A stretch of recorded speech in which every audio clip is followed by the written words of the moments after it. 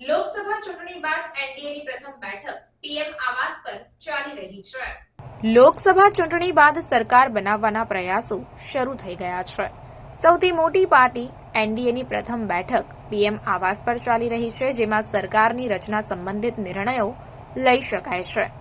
કહેવામાં આવી રહ્યું છે કે સરકાર બનાવવાનો દાવો આજે જ કરવામાં આવી શકે છે. ગઠબંધનના તમામ પક્ષો રાષ્ટ્રપતિ દ્રૌપદી મુર્મુને મળશે.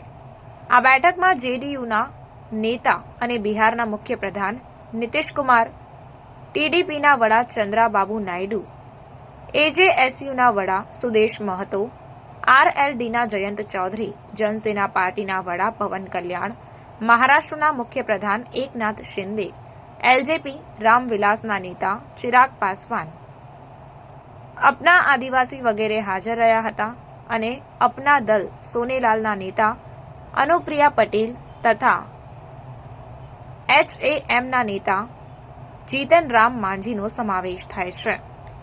મોદી 8 જૂને ત્રીજી વખત વડાપ્રધાન તરીકેની શપથ લઈ શકે છે અને એનડીએના તમામ સાંસદો પાસેથી એકતા માટે સહીઓ લેવામાં આવી છે. જેડીયુના પ્રવક્તા કેસી ત્યાગીએ કહ્યું કે 7 જૂને સંસદના સેન્ટ્રલ હોલમાં સવારે 11 વાગે એનડીએના તમામ સાંસદોની બેઠક મળશે.